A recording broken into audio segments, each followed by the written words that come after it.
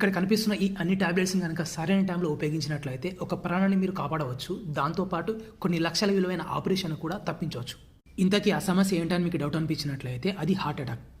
ఈ సమస్య ఏ విధంగా ఏర్పడుతుందంటే, గుండె మన శరీరానికి ఏ విధంగా రక్తాన్ని సరఫరా చేస్తుందో, గుండెకు రక్తాన్ని సరఫరా చేసే నాళాలను కరోనరీ ఆర్టరీస్ అంటారు. ఈ ఆర్టరీస్లో రక్తం గడ్డగట్టడం, తర్వాత కొవ్వు ఏర్పడడం వల్ల రక్త సరఫరా ఆగిపోతుంది.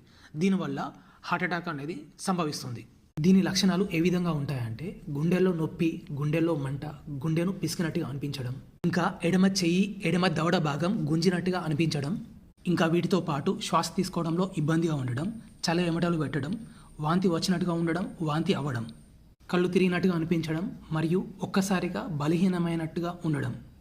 ఇంతవరకు మీరు విన్న ఈ లక్షణాలు ఎవరిలోనైనా అంటే పెద్దవాళ్ళలో కనుక గమనించినట్లయితే వెంటనే ఒక మాట డాక్టర్ గారికి చెప్పి ఈ మెడికేషన్స్ అన్నిటినీ ఒకేసారి వేసి వీలైనంత త్వరగా హాస్పిటల్కి తీసుకెళ్లాల్సి ఉంటుంది.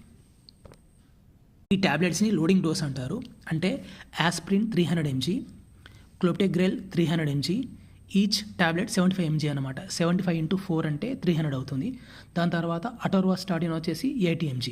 అటోర్వాస్టాటిన్ ఏమో యాంటీ కొలెస్ట్రాల్ మెడికేషన్, ఇవి రెండు ఏమో యాంటీ ప్లేట్లెట్ మెడికేషన్, అంటే రక్తాన్ని కరిగేలా చేస్తాయన్నమాట.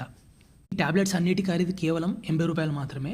ఇలాంటివి మన దగ్గర ఉన్నాయనుకోండి, ఒకవేళ హార్ట్ అటాక్ లక్షణాలు ఎవరిలోనైనా ఉంటే డాక్టర్ గారికి ఒక మాట చెప్పి ఈ మెడికేషన్ అయితే డాక్టర్ అడ్వైజ్ మేరకు ఇవ్వచ్చు. ఒక ప్రాణాన్ని అయితే ఖచ్చితంగా మనం నిలబెట్టవచ్చు.